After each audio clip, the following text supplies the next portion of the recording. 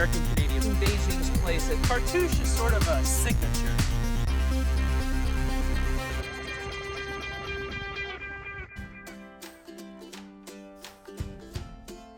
Hey, we've come to Dinosaur Provincial Park in Alberta, which in a sense is the oldest World Heritage Site in all of Western Canada because it celebrates the age of dinosaurs. Behind me is the location of where some of the best dinosaur fossils ever discovered on Earth were found, at the bottom of these badlands. So the sediment that was laid down 75 million years ago is being exposed today and giving us some of our best dinosaur hauls. So let's go down there and try to find some dinosaurs.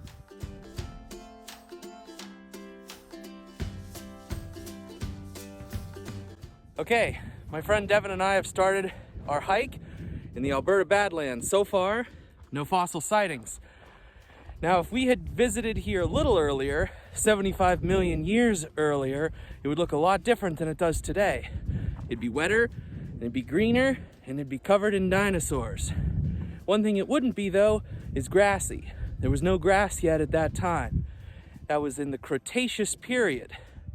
Many of the dinosaurs that we know about today from the Cretaceous, we only know about due to the fossils that we have found right here. Let's keep looking. Search is on. So I'm standing in front of this river here, and about 20,000 years ago, this all would have been one big glacier, and as it receded and the waters raged from it, it carved out all this sandstone, hopefully exposing some dinosaurs. Today, all that's left is that little meandering river. Around 18,000 years ago, those glaciers melted into a giant lake. So this area would have been underneath the water, and gradually that lake drained away, became a river, and around 14,000 years ago, it started to look pretty much the way it does today. But water still plays a role, gradually eroding away these badlands. And as the water washes away the sand and rock, it leaves behind much heavier fossils for us to find. If you watch Devon move, as sure-footed as a mountain goat, you can notice all of these little tiny gullies. And it's a good way to visualize how water is still affecting badlands today.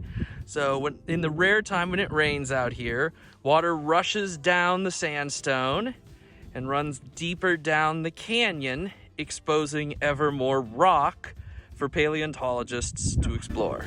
All right, these lines behind me here are a great example of superposition.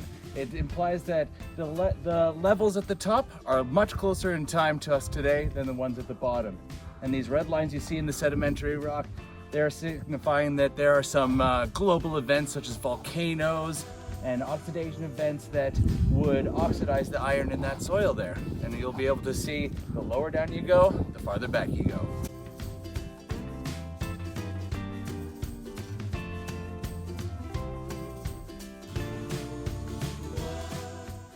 Right now, Devon's investigating what he thinks could be a fossil.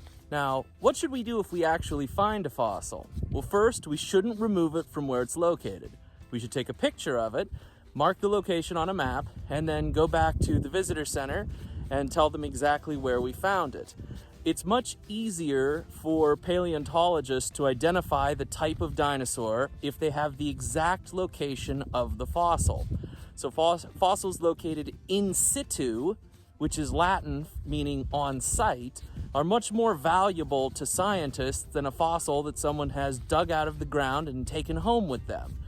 So we'll see if this one is something that we need to leave here in situ or if it's just a rock. We're gonna take this one home. Yeah! So what kind of fossils are we talking about here? Well, paleontologists have found fossils from 44 different species of dinosaurs from many different families, all from the Cretaceous period, but some of those fossils were totally new to science. And that's why this is one of Canada's first World Heritage Sites, because these badlands taught us so much about the Cretaceous era in the age of dinosaurs. Now, as an added bonus, it's also extremely beautiful with these badlands, and it's also home to an important riparian ecosystem. So that's an ecosystem formed by a river. It's a small river, but it's a very important one in this extremely dry part of Canada.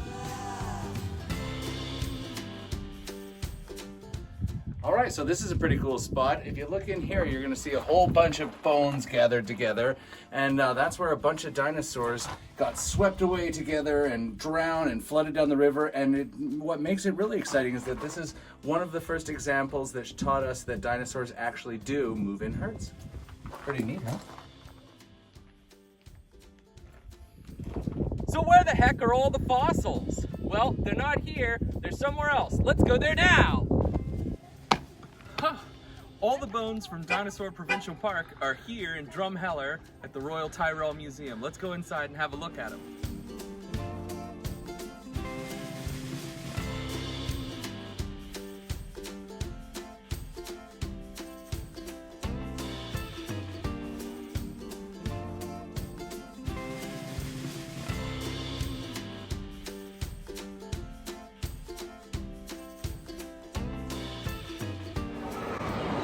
Do you see any dinosaurs around here?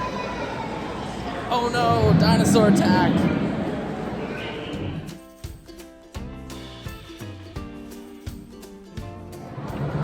Here's a really good example of a fossil. This is a Tyrannosaurus rex fossil. Look at how complete it is. This was found in Alberta. It was one of the last dinosaurs to walk the earth before the extinction event.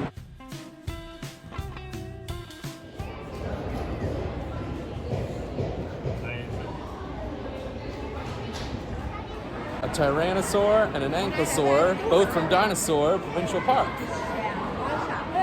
Here's a part of the bone bed that's been moved to inside the museum. In addition to its awesome dinosaur collection, the Royal Tyrell Museum also has one of the world's greatest collection of pre-dinosaur fossils, some of which are hundreds of millions of years older than the dinosaurs.